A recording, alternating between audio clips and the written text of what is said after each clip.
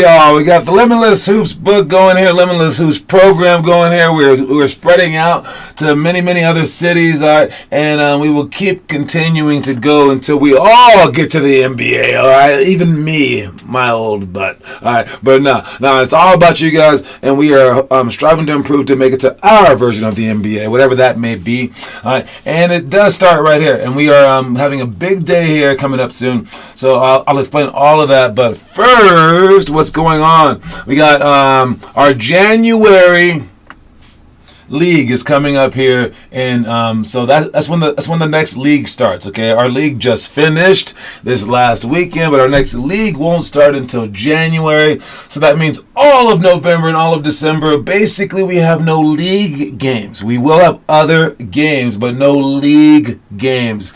All right. So the difference between those two things, I like league games and I like tournaments less. I can't say that I don't like tournaments, because I do.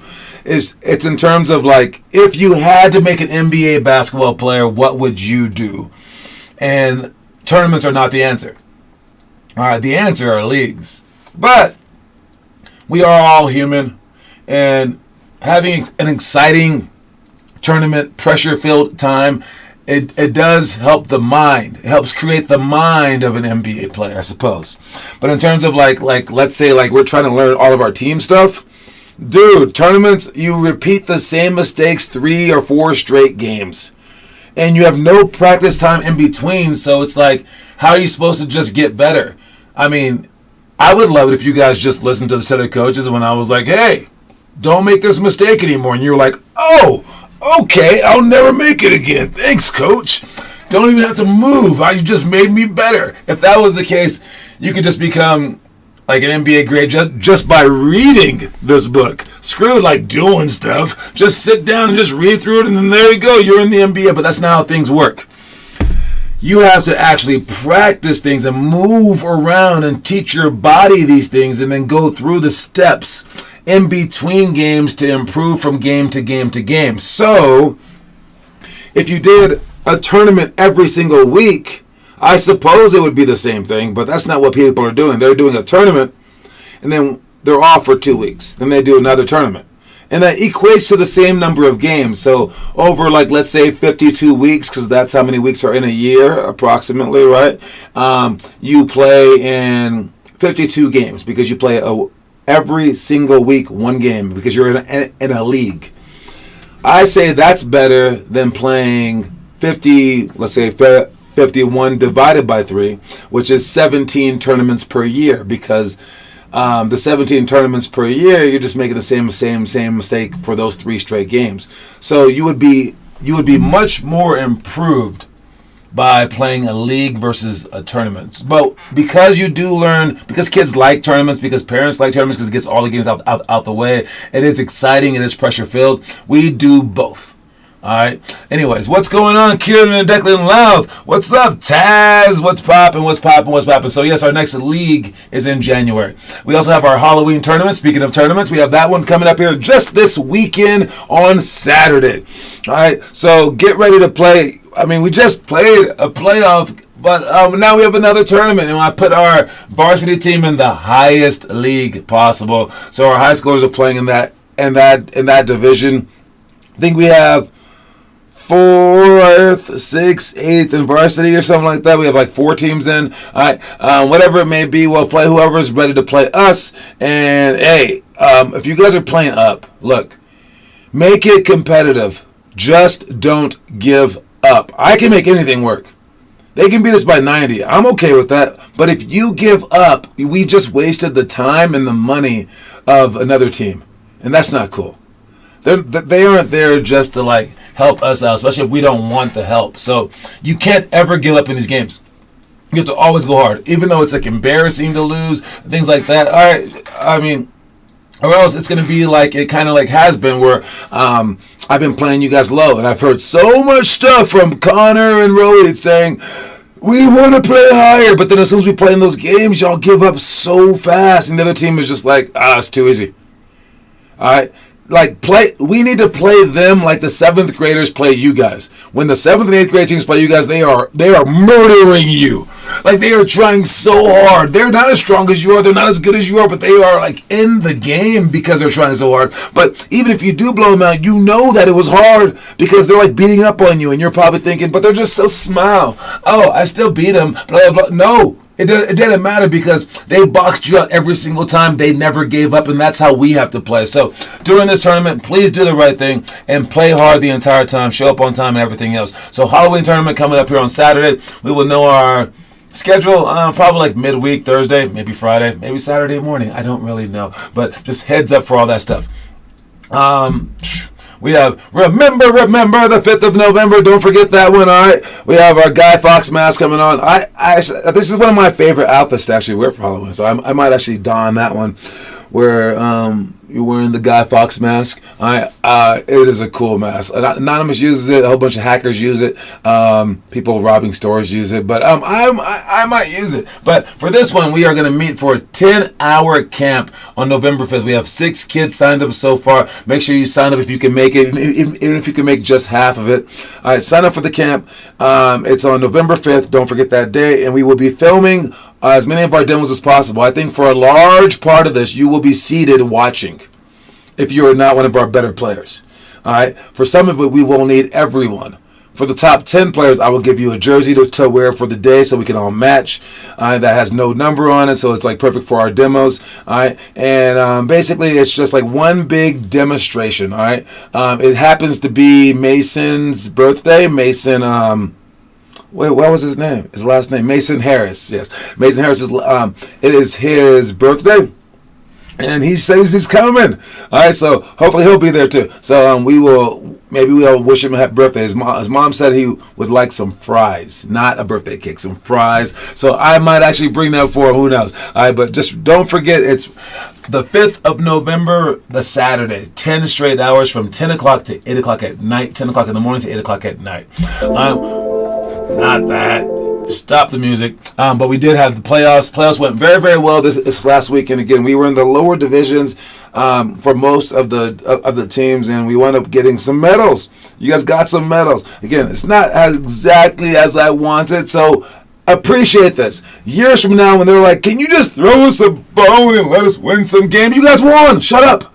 I gave you guys some wins. Now be quiet. All right, now let's get better. How many more wins do you have? Every single day we want wins. We want more and more wins. Oh, we want our wins. No, guys, it's not what's going to get you better, okay? Playing against whack competition won't get you better. We need to play higher and higher and higher. So this is our way to make our program grow, but now, hey, I'm kind of done growing. Let's just grow in other regards, okay? In terms of our skill. So get ready for some butt whoopings, and hopefully you guys are able to handle it, and hopefully everyone doesn't just quit. All right, so encourage your teammates, keep them part of it, and then I will keep raising it up, especially if they're hyped about it. Heck, if we get more and more players because of like playing harder, then I'll have no choice but to make it harder and harder games. So it's on you to inspire your teammates as well. So hype them up, be like, dude, it's okay that you messed up because we're playing against good competition. This is a good thing, and if you phrase it like that, they will be your teammates forever, and then we will get more and more players, and then I will keep making the competition higher and higher and higher. But if we go down in our number of players, I want to be like, dude, we're about to have just 2 players for a team, and then even you're going to have to quit. Well, then I'll have to make the competition easier and easier and easier because the team's falling apart. So see that and correct that and just take care of that before it even becomes an issue. And then we can go as high as we want to. I'll have you guys playing against the freaking Denver Nuggets every single game. I don't care. All right. Was that all that we're talking about? Yes, it is. Moving on to our quote of the day. The quote of the day is try harder. So, hey, I'm looking at you. You, right there. Am I pointing right? Yeah, right there. You. Yeah, you. Yeah. Oh, is it just a parent watching right now? Yes, you. Okay, even you. Try harder. All right? No matter how hard you're trying, try harder because there's always another gear to go. All right? Try harder. And then you have no regrets. All right? So that's the quote of the day. 2-word quote of the day. Don't forget it. Try harder. All right. So many people, I hear them, especially kids, they're like, I think I'm trying hard enough. Oh, Cindy Lou over there isn't trying on Tuesdays. And it's like, what are you talking about, dude? I'm saying you. Can you try harder? But I'm the fastest person here, and I won the race. Shut up. Could you have ran it faster? And they're like, well, yeah. Okay, then try harder. All right? There's always room to try harder until you're actually trying your hardest. All right? But even then, you can just push yourself to try a little bit harder every single day, because you can like get more and more into it, understand like your body better and all this other kind of stuff. So there's always another gear, and every single day you should try harder and harder and harder. And if you do that steadily throughout your entire life, then you reach a point where you're like Matthew Dellavedova in the NBA. And I asked him, I said, because I heard from LeBron James that Matthew was the hardest worker he's ever seen. I said, Matthew, are you still the hardest worker? Is there anyone in the NBA that works harder than you? And he's like, yes, Thon Maker and Giannis Antetokounmpo. He goes, I can't keep up to them. Even though his heart was in it. I've seen him try so hard. He tries so hard. He couldn't step it up to another gear because he's older now. And it takes years and like every single day getting better, getting more like stamina, getting better, stronger mentally to be able to go at a different pace. And some people just can't keep up with it. So when you reach the end and you have someone like Giannis, someone like Kobe, they can't try as hard as those people because it took 10 years for them to forge that level of trying hardness. All right, so try harder in that regard so that in the end no one can catch you. All right, we got our itinerary for the day. What are we talking about? We got our elementary stuff is +7, -7, blindfold, dribbling, rhythm drill, scissor ladders to shots, flare repeat to shots, and interior cuts and passes. That's what we will be doing upcoming, not tonight, but sometime this week, probably on like a Friday, I'm thinking something like that. And then stuff that we've done in the past, we got twist passes, no-look passes. That's a lot of passes. One-on-one defense only, closeouts to slides. Then we have our mid-post series and then post progression. That's what we did last week, but what we're doing tonight, we got scare shots. How scary.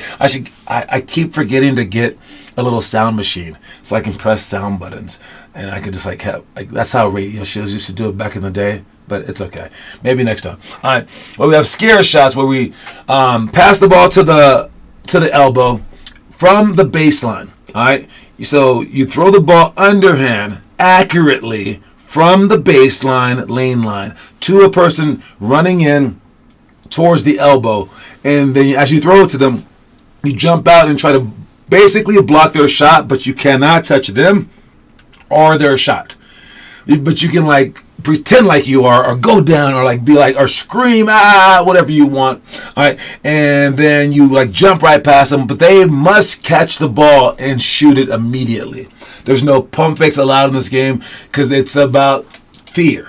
We want to get over that fear. They can't block your shot. If they do block your shot, the shot counts, and the person that blocked your shot has like 2 push-ups, something like that, right? So we're not blocking anyone's shot.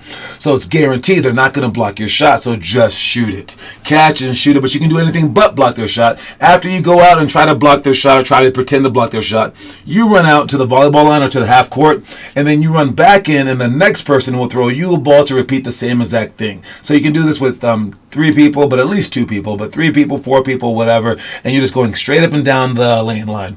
The next drill is tiered free throws. Okay, these are very, very complicated. It's hard to even explain, but basically, you want to make 1 in a row. You got that? Easy enough, right? Make 1 free throw. And then you move to the second tier, where you start back over again, and then you make 2 free throws.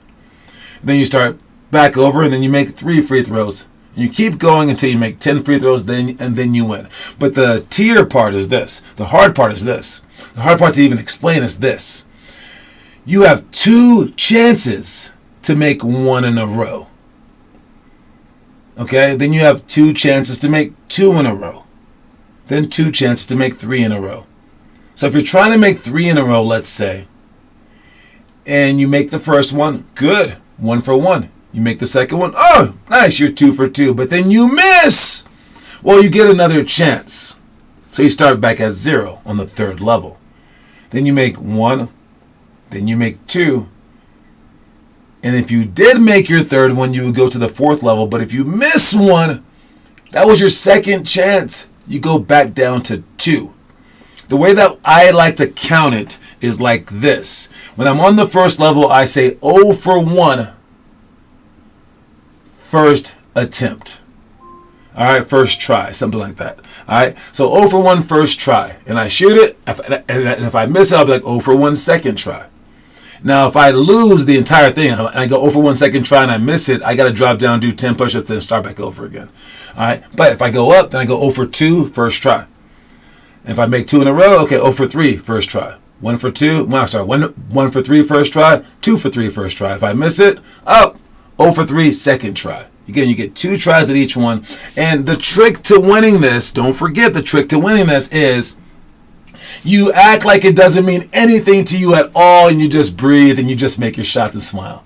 Don't do that. Don't do that. Don't do that. Make it mean everything to you. Get so mad at yourself if you miss. Focus so much on it that you're emulating what it's like to be in a game. Do not forget what number you're on. Think about it every single second. Make it so hard on yourself. And that's what you want to do. All right, so those are tiered free throws. Then we have the inverted Euro step, which is extremely hard to explain. Again, we don't have it on film right now, so I apologize. But basically, you're going to come up to the cone, okay? We're going to go from the 3-point line, or even from like half court. You can dribble into the cone. The cone should be just past the free throw line, okay? And you're going to dribble with it, like let's say you dribble with your right hand, all right? You're going to dribble up right to the cone, so like dead on. And then you're going to stutter step. All right, now from here, you can take the right hand and dribble toward the right. Or stutter step and then dribble toward the left. Either way, you dribble outside your feet. So if you stutter step and dribble outside your right foot on this side, or stutter step and then cross over and dribble outside your left foot, your legs stay spread. All right, whichever way that you dribble, that should be your last step. And then you take 2 steps toward the opposite side. So if I came forward and I dribbled into the cone, stutter step, and I bounce it on this side once, I would take the ball with 2 hands and I would take my other 2 steps on this side. So I would go dribble with my right hand, and I would step with my right foot and dribble the ball with my right hand. And then I would take the ball with 2 hands, and I would take my left and my right step on the left-hand side, going to the basket for a layup. The other way is to cross over like this, dribble on the outside with my right hand, with my left foot, bounce it, pick it up with 2 hands, and then take my left step for a layup on the opposite side. It happens very, very quickly. That's the inverted Euro. Around the cone spot shots, you're going to put cones in front of the 3-point line, so like around a 17-foot jumper, and the corner, wing, top, wing, and corner, okay? And at each one, you're going to start on like the right or the left side of the cone. You're going to shoot the ball, and then the rebounder will get the rebound. You stay where you are until they get the rebound. Then when they do get the rebound, you run around the cone, then behind the cone, and then step into your shot. So you're going to take small steps and run in front of the cone, make a big U around the cone until you get behind the cone, and then step into your shot, and then wait for them to get the ball again, run into it, run back, run forward, run into it, run around it, run forward, over and over and over again until you make, like, let's say 3 shots, and then you guys switch spots. So that is the around the cone spot shots. It helps with your footwork on jumpers. Next one is pick and roll against to drive. All right. I think, do we have this one on there? But it's okay. Either way, you're going to go off a pick and roll screen, look at the screen, hesitate, and then cross the ball over. When you cross the ball over, your foot follows the ball. So you go up to the screen, cross the ball with my right hand. If I'm going toward that way, my right foot crosses my body, and I bounce the ball. As I pick up the ball, I lift my left leg, and I take 1-2 steps to the basket. And we're going to go against the screen. This is if they don't force us to the screen. So we look like we want to go over the screen, hesitate, and then cross the ball over with 1 bounce, and then 2 big steps, extending the ball and then laying it up and in. Last one is 180 tangent for shots. I can show you guys this one. All right, on our screen, we have our strategy. This is 180 tangent for shots. It has to be done with at least 3 players. Okay, so let's have the yellow team right here has the ball. This guy has the ball. We'll make the ball the point guard. The ball is right here, and we have 2 people screening like this, okay? Put these guys off the court, and these guys are going on next. So these guys right here, they're off the court, actually, but they have basketballs in their hand as well. So they will be passing some basketballs like this, all right? You're going to come off this screen. You're going to go over to the side and then come off this double screen. All right, it's just a double screen. I come off it like this. I go in and I go out.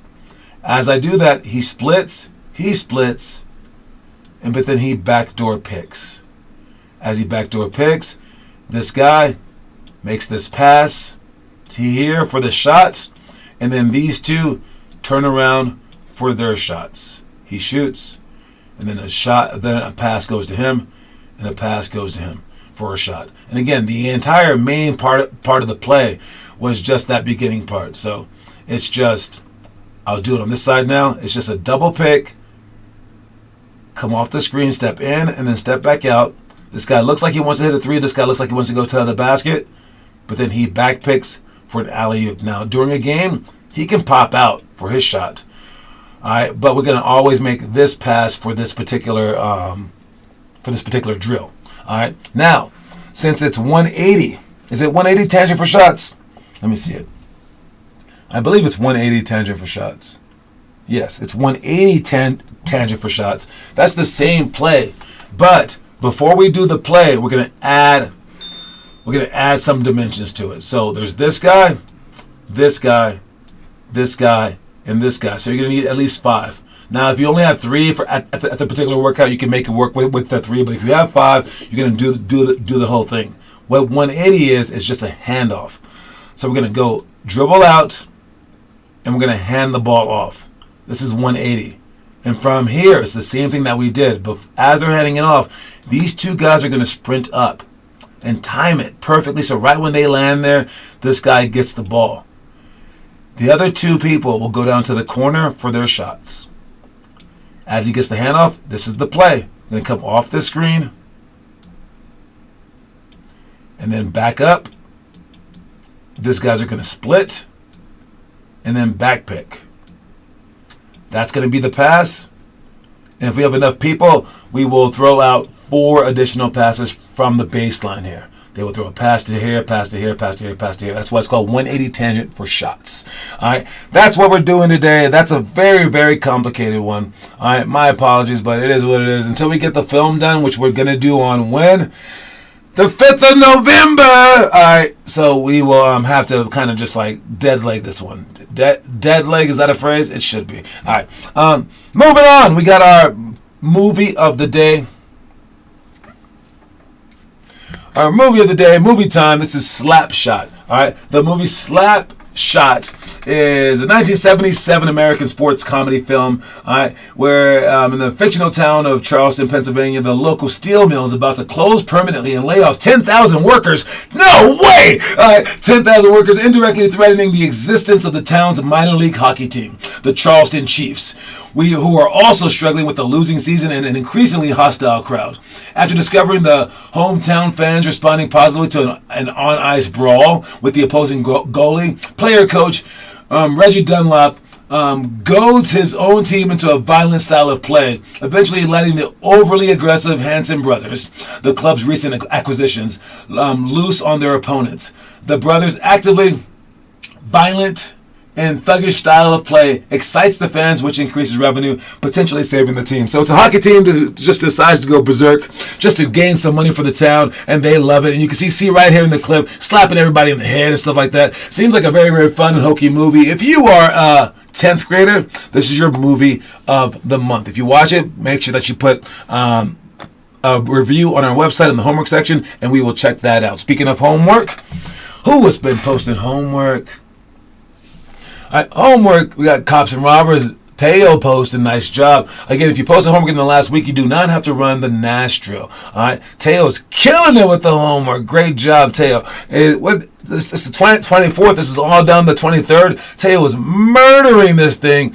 Oh, we got our guy right there, Roman, posting too. Nice job with that. All right, we will see who has posted, who hasn't posted tonight. All right, to see how you guys do with that. If you are a 10th grader, since I'm talking about all this stuff, you are supposed to be continuing with day 26 of our 4-week pick and roll challenge. For today, watch the video for the split to drive strategy. Again, we have no videos yet, so you just understand the split to drive one, and that's what you're supposed to be doing the entire time if you're a 10th grader. All right, let's watch our story of the day, and then we're going to come back to some trivia and a whole bunch of other stuff. Watch the story of the day. The player had just airballed 2 free throws to lose the game by 1. As he approaches the coach with tears in his eyes, the coach gently asks if he practices free throws a great deal. No, replies the player. The coach responds, then you don't deserve to cry. Tears are reserved for the test takers who actually studied for the test they failed.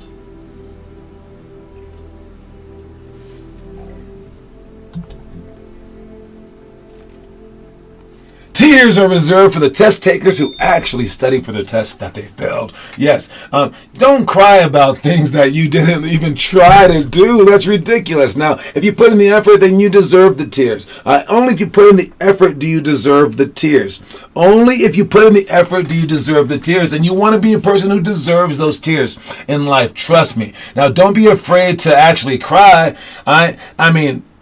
Because then you won't even try hard to begin with, right? You want to try as hard as you possibly can, even though tears may be a result, all right? So understand that. Khalil, what's up, my man? Again, if you guys are going to the Centennial Workout, know that it's at a new gym. It's called Marachek, or M-A-R-A, then Check. M-A-R Check Middle School. All right, and then that will be Mondays and Wednesdays from now on, I believe, and then Fridays will be at the same place. But Denver's at the same place, and Brooklyn's at the same place, so we're going the same there.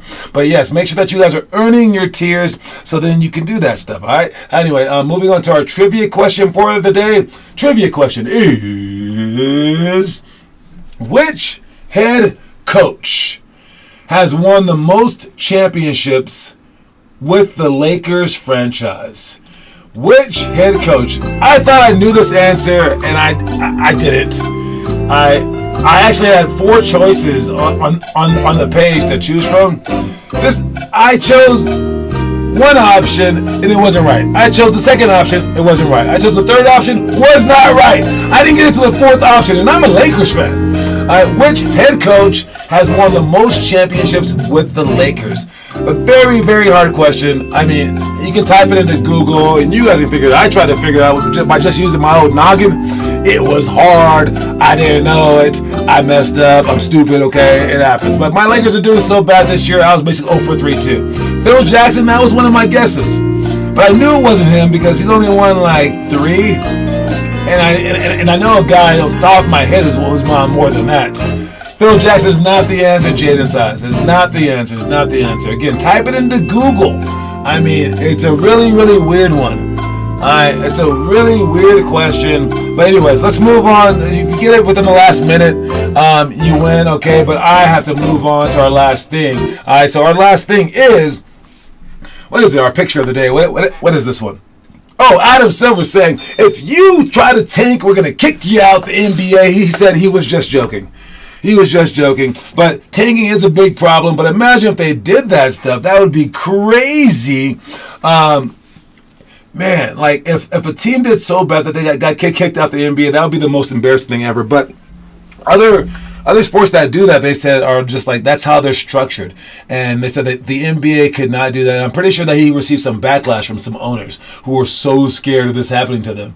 But he says that that they lowered the odds of the first pick anyway, so that it should stop people from tanking. So it's a really, really funny subject, but that I think that should hold some teams accountable. I would not mind that, even if it was my Lakers that got put down to the D League. But I know it's a ton of money for these owners and things like that. But I don't know. I don't know. What's the thing? Anyways, it is now 5 o'clock. We got to talk about the answer the answer to that trivia question, guys. It is a weird one. I'm sorry, no one got it. All right. So the trivia, some of the trivia things.